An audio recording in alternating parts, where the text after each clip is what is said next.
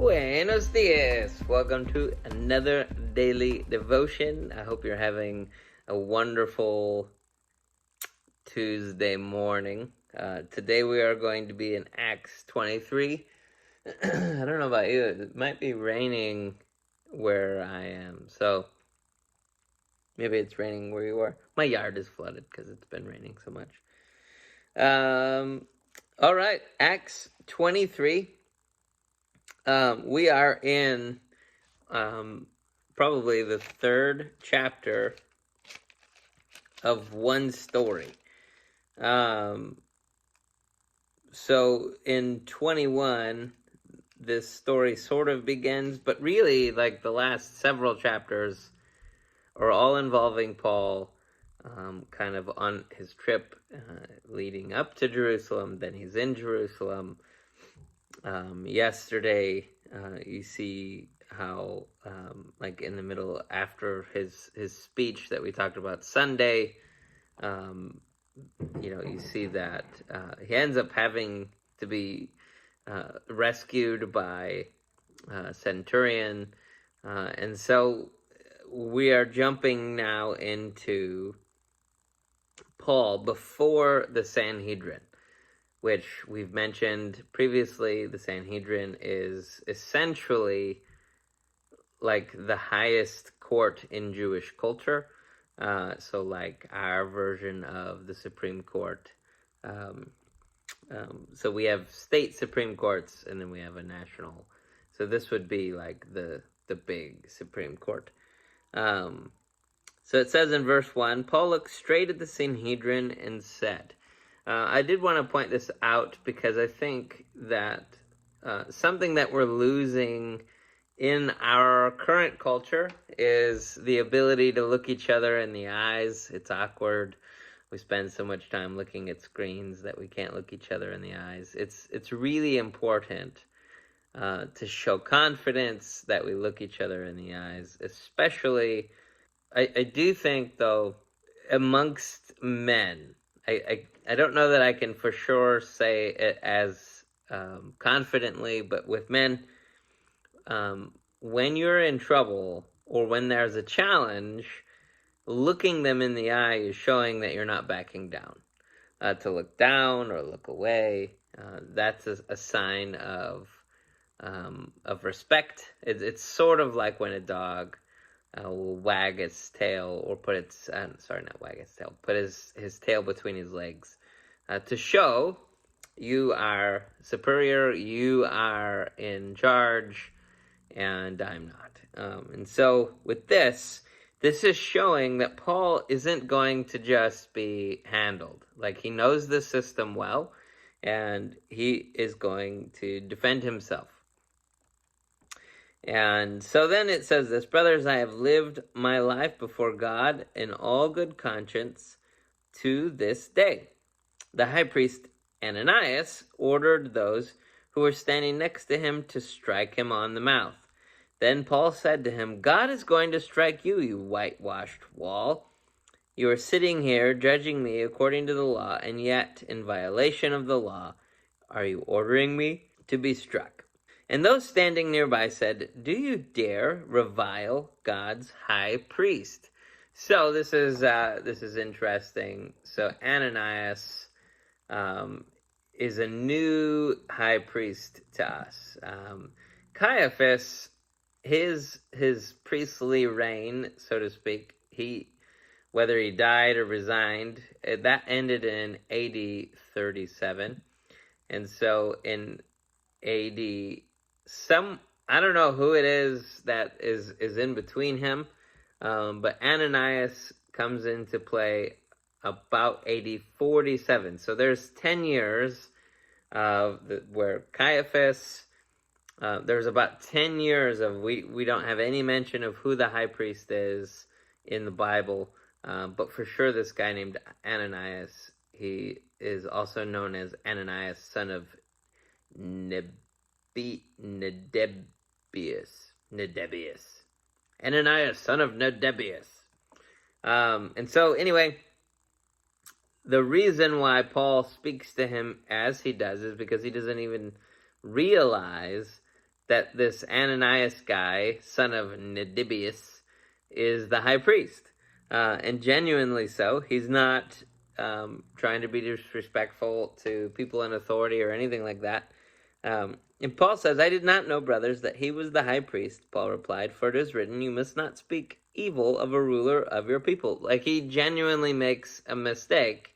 He didn't know, because the last time he was in Jerusalem, there's a good chance this guy probably wasn't the high priest at that point. It says, when Paul realized that one part of them were Sadducees and the other part were Pharisees, he cried out in the Sanhedrin, brothers, I am a Pharisee, the son of Pharisees. I am being judged because of the hope of the resurrection of the dead. So Paul, he realizes that there's this massive division. And so instead of him being the center focus, what he does is he creates this talking point. Really, it's the talking point that is now the center focus. And so we see here then, it goes on to say, when he said this, the dispute broke out between the Pharisees and the Sadducees, and the assembly was divided. For the Sadducees say there is no resurrection, neither angel nor spirit, and the Pharisees affirm them all. They shouting grew loud, and some of the scribes in the Pharisee party got up and argued vehemently, we find nothing evil about this man. What if a spirit or an angel has spoken to him? And the Sadducees are like, there are no spirits and angels. This guy is crazy. He's guilty. We need to, deal with him severely. Does anybody know what the word vehement means, or vehemently? I looked it up. I'm consulting our friends over at Oxford, and they would describe this as vehemently, meaning in a forceful, passionate, or intense manner with great feeling. Great feeling is vehemently. So we find nothing evil in this man.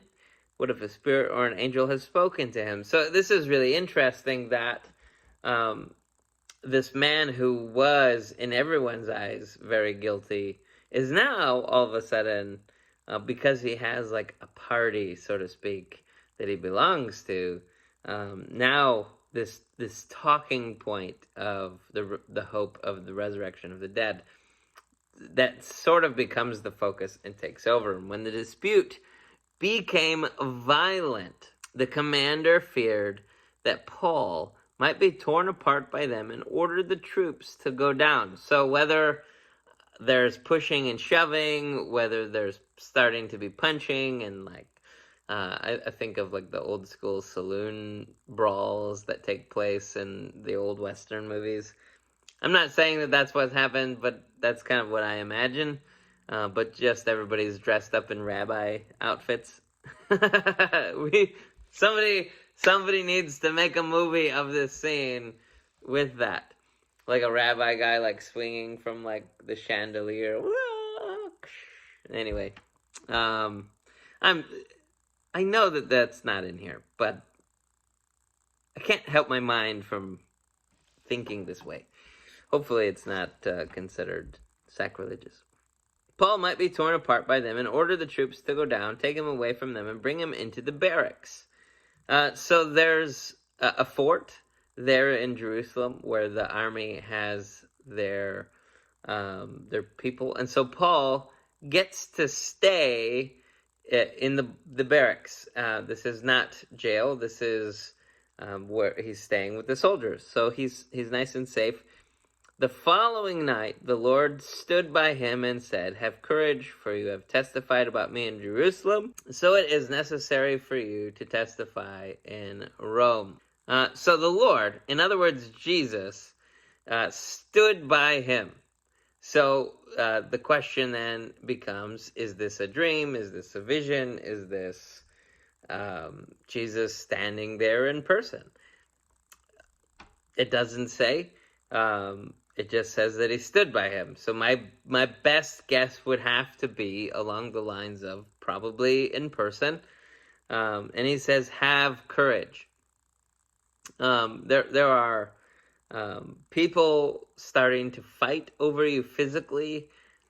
People want you dead. In fact, what we're about to read is that there's 40 plus people who are starting to plot against Paul. There's these people plotting to kill Paul, and they've taken an oath not to eat or drink until after he's dead. And Jesus comes and tells him, "Have courage. For as you have testified about me in Jerusalem, so it is necessary for you to testify in Rome." So here's the thing. Jesus is telling Paul, you can have courage. Why? Because you're not going to die tonight. You're not going to die tomorrow. You have to speak in Rome. You're going to testify about me in Rome. And so it goes on to say in verse 12, when it was morning, the Jews formed a conspiracy and bound themselves under a curse, not to eat or drink anything until they had killed Paul. There were more than 40 who had formed this plot. These men went to the chief priests and elders and said, "We have bound ourselves under a solemn curse that we won't eat anything until we have killed Paul.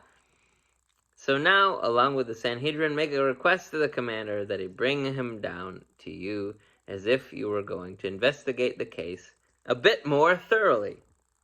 But before he gets near, we are ready to kill him."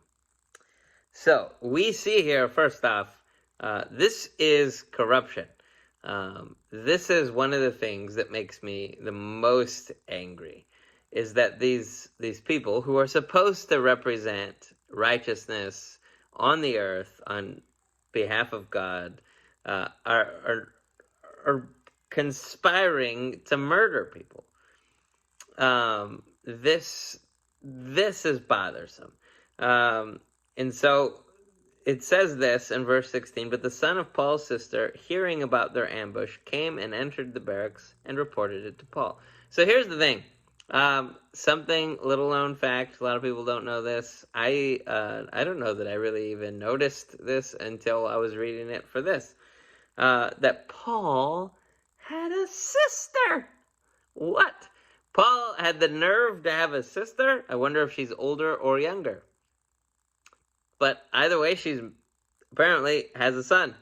And this son came and reported about the ambush to Paul. Paul called one of the centurions and said, "Take this young man to the commander because he has something to report him." So he took him, brought him to the commander, and said, "The prisoner called me and asked me to bring this young man to you because he has something to tell you." The commander took him by the hand, led him aside, and inquired privately, "What is it you have to report to me?"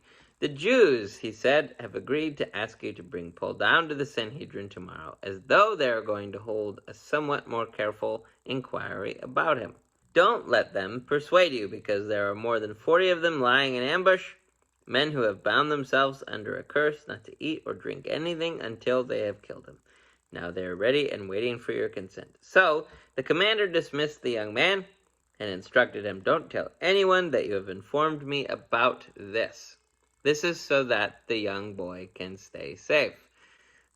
He summoned 2 of his centurions and said, "Get 200 soldiers ready, 70 cavalry, and 200 spearmen to go to Caesarea at 9 tonight." Apparently, they're expecting a big brawl. That they need 200 soldiers and 70 cavalry, guys on horses, and 200 spearmen. They're expecting probably more along the lines of like the January 6th attack on Washington, D.C., maybe. I don't know what they're expecting. Like more of like an act of war than they are, just a peaceful protest or anything like this. So also provide mounts for Paul to ride and bring him safely to Felix, the governor. He wrote the following letter. So I think that this is interesting. All right, here we have a map of what's getting ready to play out. It says this in verse 31, which I know I skipped a little bit. I skipped the letter. But 31 says, "The soldiers took Paul during the night and brought him to Antipatris as they were ordered," which is interesting. So they were ordered to take him to Caesarea in our in the Bible. So Caesarea, though, is, where is it? Oh, here it is, right there. Caesarea.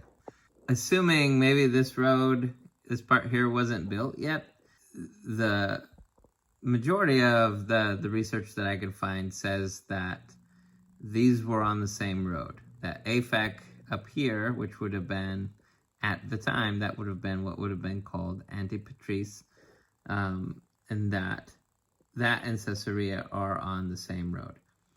But I think that this is super interesting because Caesarea is here and Aphek is here. They told him to take him here to see Felix, and yet this city is involved. And so a couple of things, a lot of scholars actually think that there's several different Apheks. This would have been known pretty... This really isn't a city that a lot of people would know anything about, unless you go to Israel for vacation. But a battle takes place here. In fact, I think I can pull this up. Antipatris is a place where King Herod had... he had like a little fort. Well, it wasn't just a little fort. It was a pretty big, powerful fort. Which is, it's just so interesting to me that it's considered a stopping point, but yet, like, you would have had to go past Caesarea to get him here. But maybe they went around. Who knows? But either way, so this is the remainder of the fort that is in Antipatris. This was a city that King Herod would have had a pretty big influence in building up. This is a place where supposedly a lot of like important stuff in as far as like the Roman side of Israel would have taken place. So the letter says this: when the man had been seized by the Jews and was about to be killed by them, I arrived with my troops and rescued him because I learned that he is a Roman citizen. Which is interesting, right? Because that's kind of what happened, but also kind of not what happened. He was going to have him whipped, right?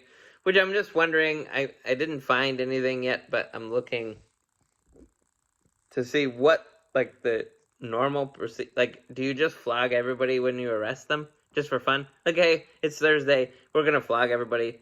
I don't know, but... Right, and then, like, that's when he finds out Paul's a Roman citizen. He says, I found out that the accusations were concerning questions of their law, and that there was no charge that merited death or imprisonment. And when I was informed that there was a plot against the man, I sent him to you right away. I also ordered his accusers to state their case against him in your presence. And I'm going to skip down to verse 32. The next day they returned to the barracks, allowing the cavalry to go on with him. When these men entered Caesarea, they delivered the letter to the governor, and they also presented Paul to him. After he read it, he asked what province he was from, and when he learned he was from Cilicia, he said, I will give you a hearing whenever your accusers also get here. He ordered that he be kept under guard in Herod's palace. So it sounds as if now Paul is officially, like, more, so to speak, under arrest than maybe before. Maybe he was under arrest, like, the whole time, like he was actually in jail, I don't know, but either way, they're treating him fairly well, considering, because he's a Roman citizen. And now they're going to give him, as best as they can, the fairest trial that they can. There's a couple of different Western movies that I really love. One of them is called The Sons of Katie Elder, and that has John Wayne. And basically these elder brothers are framed for murder, but the whole city thinks he did it. They think that they killed the sheriff together. They didn't, and they had documentation proving that they were in a community several hours away when the murder happened, and yet nobody wants to listen to them. The sheriff is biased, and this girl, I think we've talked about this previously, but one of the girls in the movie like comes to the acting sheriff and says, you have to get him to Laredo. Why? Because then the U.S. Marshal can lead this. They knew that they couldn't get a fair trial because in the United States, your jury is made up of people from the community in which you live, And in order to have a fair trial, you need to have people who have no relationship with you, who have no biases towards anything you could have said or done. And so that are basically as unbiased in every way, shape, or form as possible. And so, like, if you're black, they'd be like, hey, did you ever belong to the KKK? Stuff like that.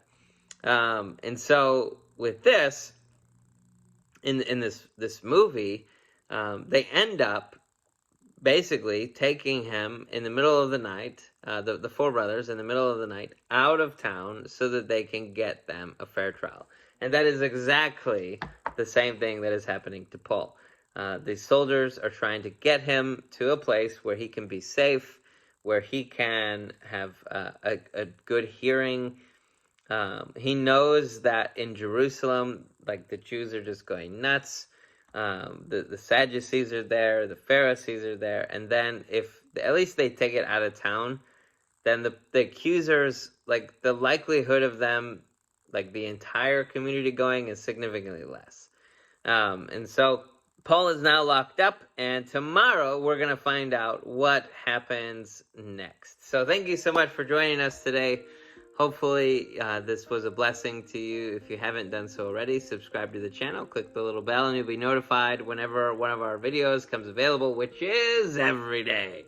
Also, if you love this channel, we encourage you to partner with us by making a tax-deductible gift through the link in the description below. Thank you so much for joining us today. Peace out, Girl Scout.